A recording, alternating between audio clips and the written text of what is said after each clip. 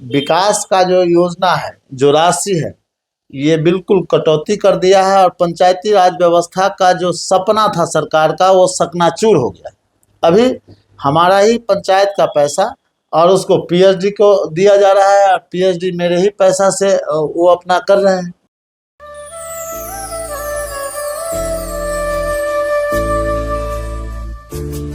Good morning Madhubani, स्वागत है Madhubani news के खास प्रोग्राम गुड मॉर्निंग मधुबनी में। और जैसा कि आपको पता है कि हम हर एक दिन एक सेगमेंट लेके आते हैं, और इस सेगमेंट में एक कोई खास व्यक्ति होते हैं जिनसे हमारे विभिन्न टॉपिक पे बात होती है। तो आज हम मौजूद है आरलाखी प्रखंड के गंगौर में, और हमारे साथ हैं गंगौर पंचायत के मुखिया शिव चंद्र मिश्रा जी। मधुबनी न्यूज में स्वागत है आपका।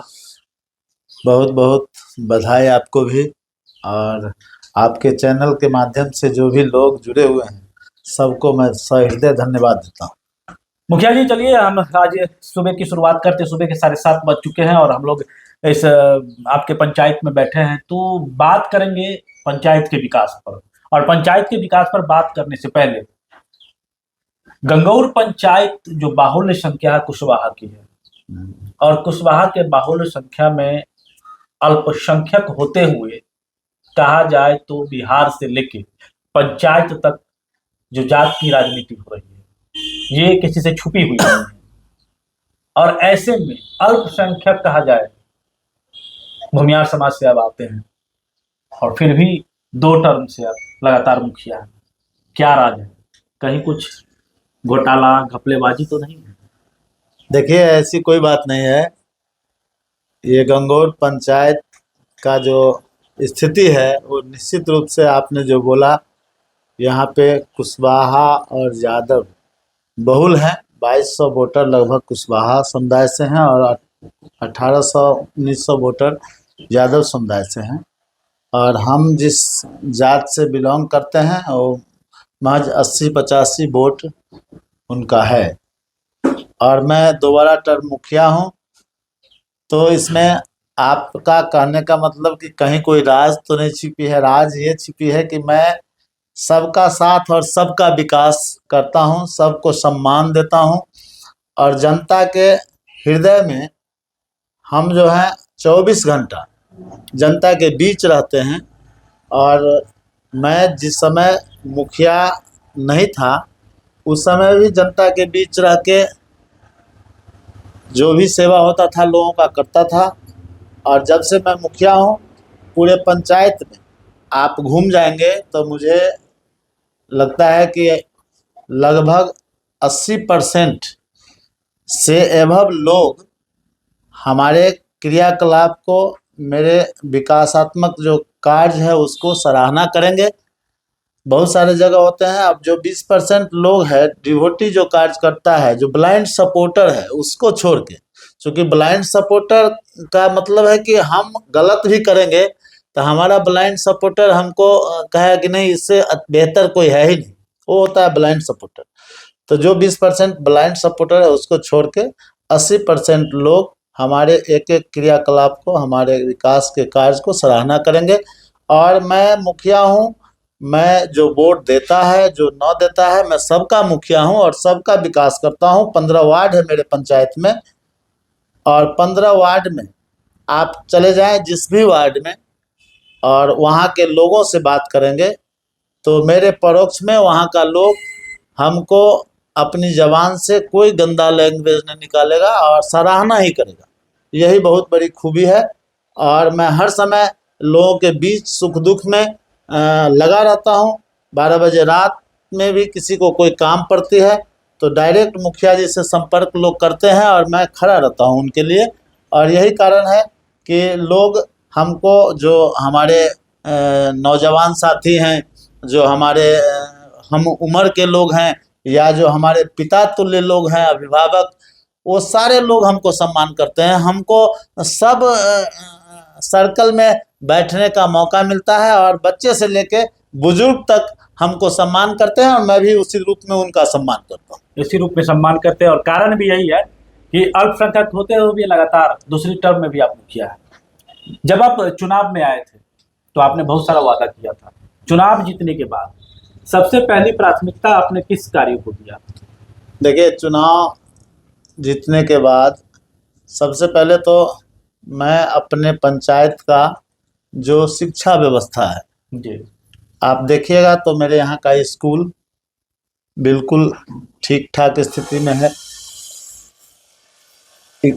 स्कूल में शिक्षा का जो स्तर है वो अच्छा है, हमारे टीचर भी बहुत अच्छे हैं।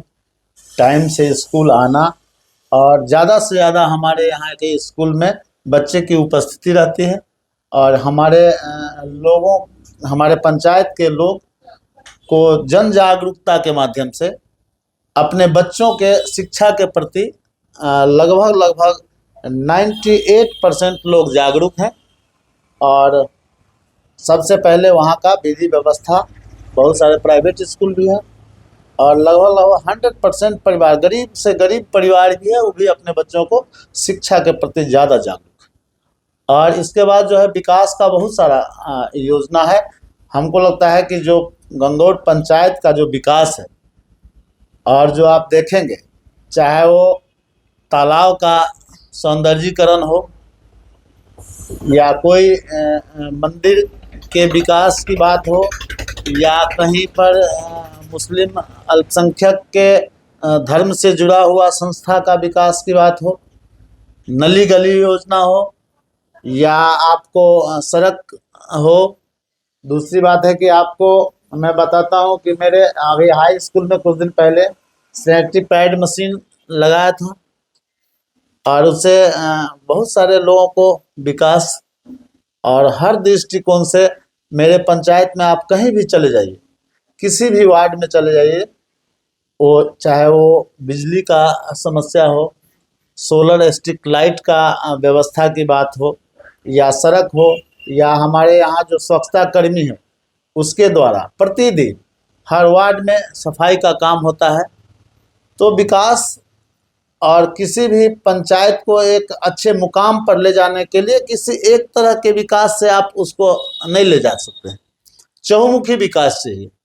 उसके साथ साथ जन जागरूकता की बहुत ज़्यादा ज़रूरत है और आम आवाम में, लोगों के मन में कि भाई हमारे यहाँ जो विकास होगा उससे आगे का क्या हमारा सिस्टम सही होगा, उस टाइप से लोगों को समझाने की भी आवश्यकता पड़ती है। तो निश्चित रूप से हमारे पंचायत में हमारे जो भी जनता जनार्दन है, हमारे पिता तुल्य अभिभावक हैं, सब लोग बहुत ही अच्छे हैं और विकास का भी जो भी योजना होता है कुछ लोगों को छोड़ के और 98% लोग जो है सो सराहना करते हैं। सराहना करते हैं। आपने एक महत्वपूर्ण मुद्दा जिसको आपने विकास में जोड़े नहीं है भैया, आपने उस चीजों को छोड़ा है। बात करेंगे नल जल योजना की, जिसकी धरातलीय कहानी किसी से छुपी हुई नहीं। जब जल संकट आता है उस समय, जब त्राहिमाम हुआ उस समय पता चला इसकी पोल खुली।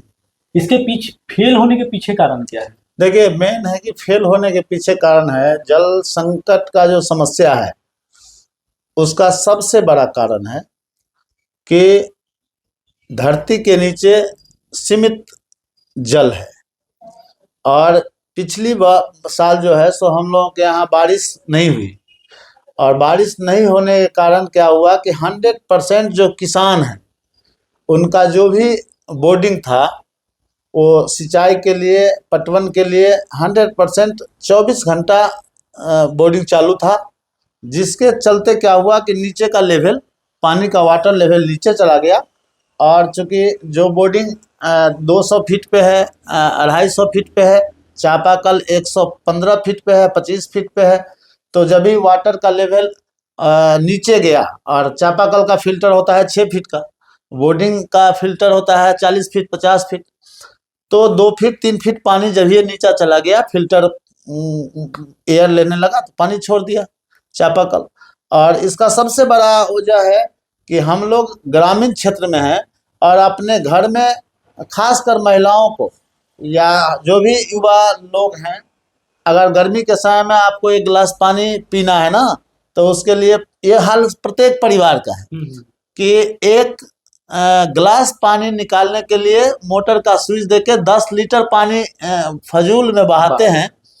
और मोटर चल रहा है, घर में कपड़ा खींच रहे हैं, स्नान कर रहे हैं, पानी बह रहा है, बर्तन साफ किया जा रहा है, तो जिस परिवार में 100 लीटर पानी की आवश्यकता है उसमें हमको लगता है कि 2000 लीटर पानी फजूल बह रहा है और उसको कोई जागरूकता नहीं है और उसके बारे में कोई। लेकिन पिछली बार जो जल संकट उत्पन्न हुआ तो अब धीरे धीरे लोग समझने लगे हैं और जल संकट से बचने के लिए जन जागरूकता है। अब लोग जो है सो पानी का खपत जरूरत के हिसाब से ही करते हैं। लेकिन आपने नल जल का जिक्र नहीं किया। हमने सवाल उठाया कि नल जल योजना फेल क्यों है। नल जल योजना का फेल होने का कारण बता रहा हूँ कि ये हमारा ही नहीं पंचायत है, पूरे बिहार में। इसमें हमारे माननीय मुख्यमंत्री जी का बहुत ही अच्छा ये योजना है, लेकिन कुछ इसका सिस्टम खराब है। जिस तरह से मेरे पंचायत में नल जल योजना हुआ, 15 वार्ड है, 15 नल जल हर वार्ड में किया गया, लेकिन उसमें अगर 2 बड़ा जल मीनार बना दिया जाता तो एक ही जगह से पूरे पंचायत को कवर किया जा सकता था। या कुछ जगह जैसे 2-3 वार्ड हर पंचायत में होता है कि वो पंचायत से थोड़ा सा 2-3 किलोमीटर की दूरी पे है और बगल के पंचायत का भी 2-3 वार्ड होता है। तो हमको लगता है कि 1 से 2 नल बड़ा वाला जो जल मीनार बना दिया जाता तो लगभग हर जगह टेकअप होता। और ये जो योजना है उसमें दोनों तरफ गड़बड़ियां हैं। कुछ जैसे सरकार का भी है, जनप्रतिनिधि का भी है और जनता का भी है। जिसमें सरकार का जो योजना था उसमें जो उसका सिस्टम था नल जल का, अब प्लास्टिक पाइपलाइन है, उसका टोटी है। शुरू में हर लोगों के घर में एक समय था कि 20-25 परिवार पे एक चापाकल सरकार के द्वारा दिया जाता था और एक अभी का समय था कि हर गरीब से गरीब परिवार के अंदर में भी चापाकल है और दरवाजे पर भी चापाकल। तो पानी का बहुत ज़्यादा असुविधा यहाँ नहीं था। लेकिन चूंकि सरकार का योजना होता है कि दूरदृष्टि सोच के, और ये योजना लाया गया था नल जल योजना, अच्छा योजना। लेकिन उसमें जो है सो हम लोगों के साथ में जो योजना था पिछली बार जब से पीएचडी ले ली है, पीएचडी के हैंड ओवर जब पंचायत से हो गया और उस समय से लगभग बिल्कुल, और जो भी चलता था उसमें भी अब बिल्कुल 100% एक तरह से जो है सो गड़बड़ी है। और उसको बंद, इसमें लोगों की भी कमी है क्योंकि लोगों ने समझा नहीं जब ये योजना आई। लोगों का कमी ये है, लोगों का कमी है कि जैसे पाइपलाइन बिछा हुआ है तो वो पाइपलाइन है। अब जिस समय ये पाइपलाइन बिछा उस समय हमारे यहाँ एनएच नहीं था। अब सिंगल रोड था, अतिक्रमण दोनों तरफ से लोग किए थे। और जब रोड एनएच पास हुआ और चौड़ीकरण हुआ तो लगभग 4-5 वार्ड है जो एनएच में पड़ता है, उस सारे का पाइप बीच में चला गया। अब वहाँ कोई लीकेज फीकेज होता है तो हम एनएच को तोड़ नहीं सकते। हाँ, जब से पीएचडी लिया है उस समय से उस पर कहीं कहीं कुछ काम होता है। एक बार बिजली मिस्त्री आता है तो एक बार मोटर का मिस्त्री आता है तो एक बार पाइप वाला मिस्त्री आता है। जब तक दूसरा मिस्त्री आता है तो तीसरा खराबी हो जाता है। तो कहने का मतलब कि एक बार युद्ध स्तर पे सारे सिस्टम को अगर चालू कर दिया जाए, और ये खराबी होने का सबसे बड़ा कारण है कि अगर 2 महीना जो बैठ जाता है ना, कंटिन्यू अगर चल रहा है तो कोई दिक्कत नहीं, कंटिन्यू चलता रहेगा। लेकिन अगर 2 महीना किसी कारणवश, बिजली के कारणवश या मोटर के कारणवश या पाइपलाइन कहीं लीकेज हो गया, उसके चलते अगर ठप पड़ गया तो वो बहुत सारा परेशानी उसमें हो जाता है। क्योंकि कोई अगर खूंटा गाड़ रहे हैं गांव घर में लोग, वो खंती से उस पाइप को काट देते हैं। कहीं पे पोलिंग हुआ बहुत जगह गोपालपुर में, वो पोल गाड़ने वाला जो है सो मशीन से बहुत सारे पाइप को डैमेज कर दिया। तो यही सब, कहीं पे नाला खुदा रहा है उसमें पाइप डैमेज होते जा रहा है। तो यही सब कारण है। लेकिन वही पे समय गर्मी का मौसम शुरू हो चुका है और फिर ऐसा नहीं कि जल संकट नहीं होगा, फिर होगा, लेकिन इससे पहले विभाग को पूर्व तैयारी कर लेनी चाहिए। चलिए, तो ये नल जल पे बात हो गई, हम बात करेंगे सरकार पर। लगातार मुखिया जी लोग आवाज उठाते रहे हैं कि भाई सरकार ने त्रिस्तरीय पंचायत को खत्म करने की बात आप ही के मुखिया लोग द्वारा कहा जा रहा है। योजनाओं में कटौती की गई है। तो क्या लग रहा है कि पहले से कम ध्यान दिया जा रहा है सरकार के द्वारा? देखिए, सरकार का जो मंशा है, सरकार का मंशा 100%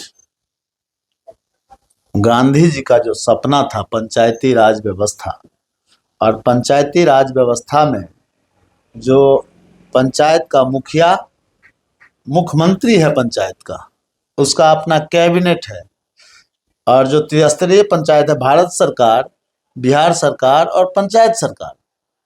पंचायत सरकार में हम लोगों का जो योजना है, हम लोगों का जो हिस्सेदारी है, जैसे भारत सरकार और बिहार सरकार तो बिहार का हिस्सा है ना। कभी कभी क्या होता है कि डबल इंजन की सरकार है, अभी विरोध की सरकार होती है तो वहाँ से हिस्सा खत्म कर दिया जाता है।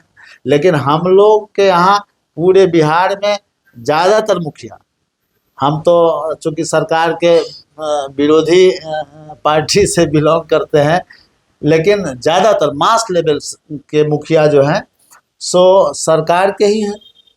फिर भी विकास का जो योजना है, जो राशि है, ये बिल्कुल कटौती कर दिया है, और पंचायती राज व्यवस्था का जो सपना था सरकार का, वो सकनाचूर हो गया।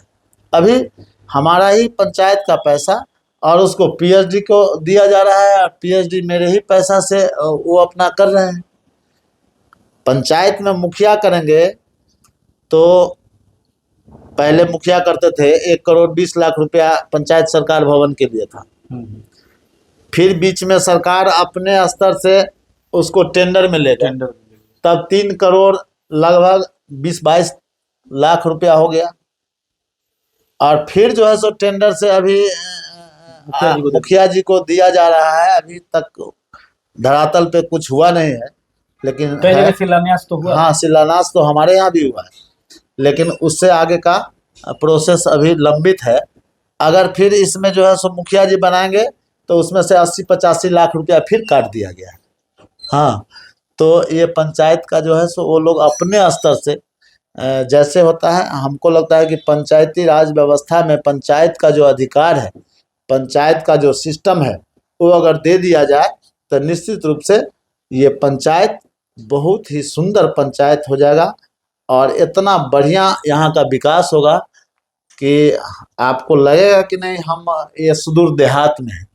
लेकिन सरकार अपने स्तर से उसको सिस्टम से बिना अध्यादेश लाए हुए और जो मन में आता है वो कर देते हैं। इसलिए कहा जाए कि पंचायत को सरकार खत्म करने की, चूँकि हमारा आवाज़ उठाने वाला जो हम लोगों के जनप्रतिनिधि के वोट से जीत के जाते हैं, वो भी आवाज़ सही से नहीं उठा पाते हैं जनप्रतिनिधि का, पंचायती राज व्यवस्था का। तो हम लोग तो प्रखंड स्तर तक ही हमारा आवाज़ यहाँ से जाता है, सरकार सुनने वाला नहीं है। हमारा वोट से जो जीत के हमारे जनप्रतिनिधि हमारे आवाज़ को बुलंद करने के लिए पटना में जाते हैं, तो वो सही से उस बात को रख नहीं पा रहे हैं। चलिए, तो ये बात हो गई पंचायत स्तर, पंचायती राज व्यवस्था की। आपने कहा कि हम विपक्षी पार्टी से, कांग्रेस पार्टी से आपने लगातार आप कांग्रेस में रहे हैं। बिल्कुल। लेकिन जब विधानसभा के चुनाव आती है उस समय आप मोहम्मद शब्बीर हो जाते हैं, जबकि गठबंधन में तो आपकी सर पार्टी लड़ती है, लेकिन आप वहां नहीं होते। देखिए, गठबंधन जो हुआ, वो गठबंधन में जो कुछ लोग हमारे पार्टी के ही हैं, आप देखे होइएगा सोशल मीडिया के माध्यम से कि बहुत सारे लोग वोट चोर, गद्दी चोर और दूसरे स्टेट से आके और यहाँ पे हम कहते हैं कि आप पत्रकारिता करते हैं, हम मुखिया हैं, जनप्रतिनिधि हैं, कोई विधायक है तो कोई सांसद है, कोई मंत्री हैं, सबका अपना अपना एक लेवल है, एक दायरा है। तो हमारे बिहार में खासकर कांग्रेस पार्टी के जो हमारे इस बिहार के प्रभारी होते हैं, या जो टिकट संबंधी बात करने के लिए जिनको प्रभार दिया जाता है, वो न कभी आज तक मंत्री बने, जब विधायक बने, न एमएलए बने और न एमपी बने। उनको राजनीति का कोई ये नहीं है, न मुखिया बने। और उनको इतने बड़े राज्य जो बहुत सिस्टम से जूझ रहा है हमारी पार्टी, चाहे महागठबंधन, और वहाँ पे आप ऐसे लोगों को यहाँ का प्रतिनिधित्व करने के लिए भेज देते हैं, तो उसी का फलाफल है कि आज ये टिकट बांटने में जो गड़बड़ियाँ हुई है, तो इसलिए हम उसका विरोध किए। इसलिए विरोध किया। हाँ, क्या कमी रह जाती है गठबंधन महागठबंधन में? महागठबंधन में देखिए, महागठबंधन में कमियां है लेकिन उसको यहाँ हालांकि में ये भी कहा जाता है हम्म, कि वोटकटवा है ये। देखिए, लोग कहने के लिए कुछ भी बोले, लेकिन शब्बीर साहब को जिसने परखा है, जिसने सोचा है, आप पूरे हरलाखी में एक भी आदमी का उदाहरण दे दीजिए कि शब्बीर साहब ने किसी से थाना में, ब्लॉक में, हॉस्पिटल में, दिल्ली में, एम्स में कहीं पर गए होंगे, या बहुत सारे लोगों को दूसरे भी स्टेट में काम करवा दिए। कोई मजदूर किसी के वहाँ पे हत्या हो गई थी कर्नाटक में कि केरला में, और वहाँ से उनको लाश को मंगवाना, उस कंपनी में जाके उसको मुआवजा दिलवाना, और इसके बावजूद एक भी आदमी आपको ये कहने वाला पूरे हरलाखी में नहीं होगा कि शब्बीर साहब हमसे 5,000 10,000 रुपया ऐंठ लिए, हमसे दलाली खा गया, हमको फला काम के लिए ले गया, इसमें मेरा काम नहीं कर दिया और पैसा भी ले लिया। ऐसा कहने वाले एक भी आदमी आपको पूरे हरलाखी में हमको लगता है कि नहीं मिलेगा। और लोग जवान है, मुंह है, कहने के लिए कुछ भी कह दे, बटवा है तो ये है वो है। आपका कहने का मतलब यह है कि कुछ लोग यहाँ है भी जो दलाली करते हैं। हाँ, ये बिल्कुल है, दलाली करते हैं, और दलाली के हिसाब से ही आज वो अपना इमेज को चमकाना चाहते हैं। लेकिन सच्चाई जो है ना, वो परेशान हो सकता है, लेकिन सत्य की जीत पुराने समय में भी हुआ है और आज भी हो रहा है। आज न कल सत्य की जीत होगी, और निश्चित रूप से देर है, लेकिन अंधेर नहीं। अंधेर नहीं है। चलिए, कार्यक्रम के अंत में पहुंच चुके हैं, तो कहना चाहेंगे कि आगे आने वाले समय में फिर से चुनाव आने वाला है इसी साल। बिल्कुल। तो शिवचंद्र मिश्र जी क्या करेंगे? देखिए, वो सरकार का तो इस बार रोस्टर बदलने वाला है, आरक्षण रोस्टर में। लेकिन यहाँ पे गंगौर पंचायत सामान्य महिला होगा, और सामान्य महिला होगा तो जनता का, चूंकि हम जनता के वोट से, और जो जनता मालिक हैं उनके आशीर्वाद से ही मैं मुखिया हूँ, चाहे जो भी जनप्रतिनिधि जो कुछ भी बनते हैं। फिर हमारे संगठन के बहुत सारे लोग हैं, समय आएगा, सीट का क्या होता है, सामान्य महिला रहना चाहिए ज़्यादातर, तो फिर उस पर सबसे चर्चा करेंगे, जो लोग दिशा निर्देश देंगे उसके हिसाब से काम किया जाएगा। चलिए, बहुत बहुत धन्यवाद, आपने मधुबनी न्यूज के लिए समय दिया। तो सुबह के 7:30 बजे इनके साथ बैठे हैं और बहुत सारी बातों पर चर्चा की है, पंचायत से लेकर के राजनीति तक हम लोगों ने इस पर चर्चा की है। तो बहुत खास धन्यवाद इनको देना चाहेंगे। शिवचंद्र मिश्रा जी हैं जो गंगौर पंचायत के मुखिया हैं। तो बने रहे मधुबनी न्यूज के साथ। हमें यूट्यूब पे देख रहे हैं तो सब्सक्राइब करें, फेसबुक पे देख रहे हैं तो हमारे पेज को लाइक करें। शुक्रिया, धन्यवाद। आप हमारे मधुबनी न्यूज को फेसबुक पे देख रहे हैं तो पेज को लाइक करें, यूट्यूब से देख रहे हैं तो हमारे चैनल को सब्सक्राइब करें और बेल आइकन को दबाना ना भूलें।